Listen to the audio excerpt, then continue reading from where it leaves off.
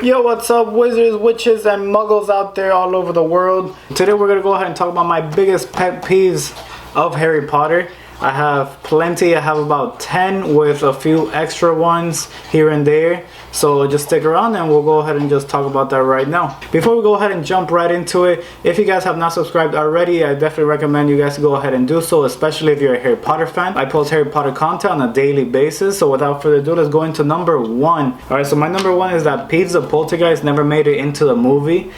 He's actually one of the biggest characters in the books. He's actually one of the few characters in the book that is actually mentioned a lot throughout all 7 books, and you never see in the movie. I don't know why that is, because they didn't put Headless Nick in the movie, so why not Peeves the Poltergeist? I'm pretty sure a lot of especially a lot of scenes I could have only imagined while reading the book that it would have been a lot cooler to see him in the movie.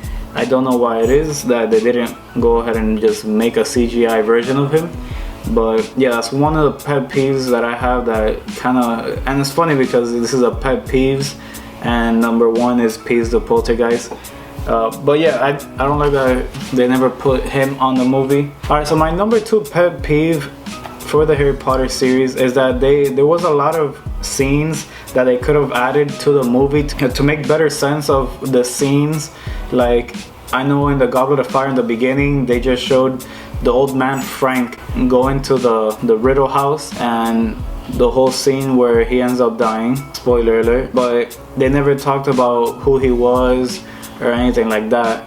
I think Voldemort says something about him being the gardener or something, but it was just like a 10-second thing. Although in the book it talks about probably, I think, a whole chapter filled with like what he was. They go into detail about who Frank is and why is he still in the house and stuff like that. It's just a lot of details that they went ahead and actually skipped around and just showed you like little quick facts and stuff like that, and they expect you to basically know this. I'm pretty sure a hardcore fan that actually read the book would know what's happening in the movie, but for someone that's just watching the movie doesn't really get the picture and stuff like that. So yeah, I found that to be a little pet peeve, at least for me. Alright, so going into number 3. Alright, this is gonna be a touchy subject because it's about Dumbledore being gay, and I think that J.K. Rowling actually made him gay just to be gay and have a character being gay in the whole series and movies and stuff like that,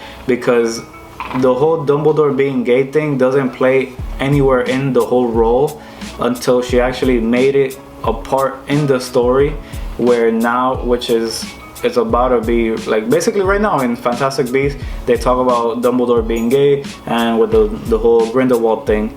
But the fact that like she said it a while ago that he was gay, but no one would have expected him to be gay, and she just basically made him gay at that time just to prove a point, just to have some person be gay in the whole series. Another pet peeve, which will be, I think this is my number 4th pet peeve, and it's basically that not a lot of details have been told. Like, I would have liked to see how Voldemort, or how Tom Riddle came to be Voldemort.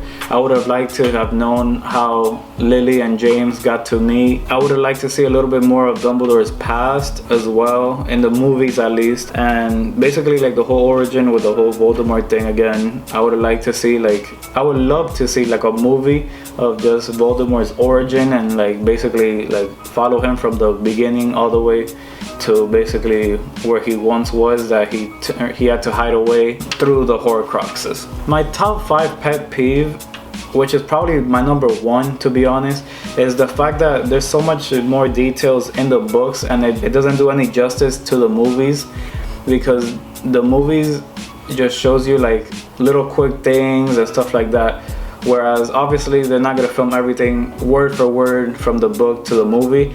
But there's a lot of like good scenes that would have been amazing to see in the movies from the books. There's a lot of scenes that I'm just left wondering, like, dude, this would have been really good if they would have done this in the movie, and instead we get Quidditch playing and stuff like that. Now going into my number 6 pet peeve is the bad rep that the Slytherins get not only because I'm a Slytherin myself, but they always get this bad rep, as in like they think that everyone thinks that Slytherins have to be Death Eaters, and every Slytherin is bad, when in reality there's a lot of good Slytherins. Actually, Slughorn was one of the really good Slytherins in the house. There was also Snape, obviously, where everyone thought he was bad. Clearly not. There's just a lot of Slytherins that, even to go as far as to say Draco's mom in a sense was good. There's a lot of parts that people could say, yeah, you guys are Death Eaters. Well, not everyone. Let's prove a point right now. Not everyone in Slytherin is a Death Eater, but I know a lot of Death Eaters that have turned really good in the end. So you guys can't say that every Slytherin is bad, because obviously there's been a lot of good Slytherins out there. But yeah, just a bad rep that every Slytherin gets. This is a really big pet peeve of mine, and it's basically how I can't stand when someone comes up to me and says, oh, I'm a huge Harry Potter fan, but they've only seen the movie. And in my opinion, you have to see, like, really the movie is just about 25% of the whole Wizarding world, whereas you have to go ahead and read the books at least a little bit to go ahead and actually get a full grasp of what the Wizarding world is. The book is literally the holy grail. It has everything to do with the book. You'll get the movie so much more if you read the books. So I can't recommend you anymore to go ahead and just read the books if you have not done so already.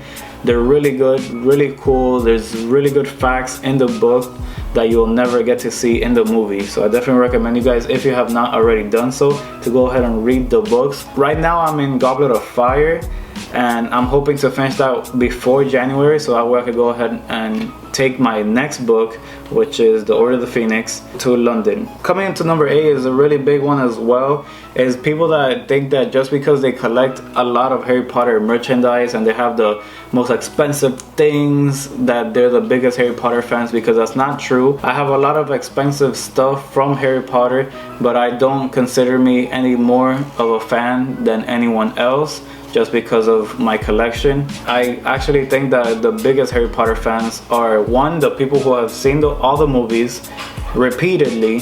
Like, I have probably seen the movies, I can't even put a number, probably like 100 times each movie. I actually put the movies every now and then at night just to go to sleep, and I just replay watching it like night over night. So I can't even tell you how many times I've seen the movies. Reading the books, I think everyone that is a diehard Harry Potter fan should read every book. I'm rereading some of the books right now just to go, because I am going to London, so I want to refresh my memory with everything as far as the books and the little known facts and little special details that the books have that the movies cannot offer. But yeah, if you guys have really expensive merchandise, I still don't recommend you guys a Harry Potter fan just because your wallets are fat. I'm pretty sure a lot of people who buy the Kylie Jenner makeup and all the Kim Kardashian makeup probably don't know how to put on that makeup themselves and look as good as Kylie and Kim have.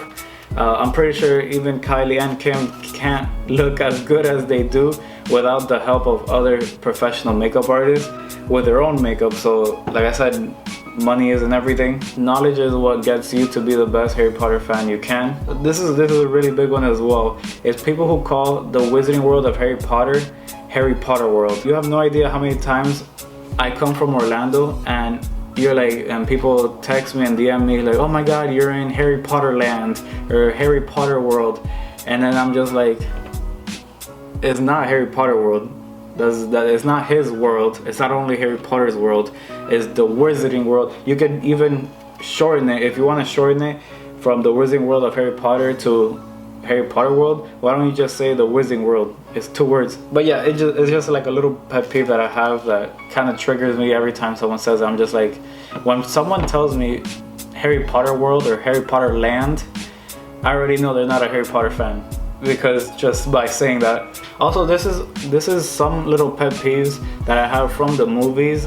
I already forgot. I think I'm on number 10 right now, so I'm just gonna give you 3 for the number 10. And one of them is that they changed, this is from the movies at least, in the first movie going into the Goblet of Fire, the fact that they changed the wands of the actors, I found that to be really weird, because the first one is where the wand picks him and is this regular wooden wand, and then the next freaking time I see it. It's a completely different wand. I get why they did it now because of my research and stuff like that, but I didn't get it at the time watching it. I thought he had a completely different wand and he had lost his wand or something, and I never knew about it. I don't know. But yeah, that was one of the pet peeves that I had. And also another one would be James Potter. In the movie they changed him twice. Well, no, they changed him. They had two people playing James Potter. That's what it is. Because I remember the first one, he was like, they're different, okay? That's all I gotta say, is that they have two James Potters. I know that they don't change the mom because the mom had to have the same eyes as him, and they didn't want to risk changing her as well, so they just changed the guy. I don't know what happened to him. I don't know if he didn't want to do anymore.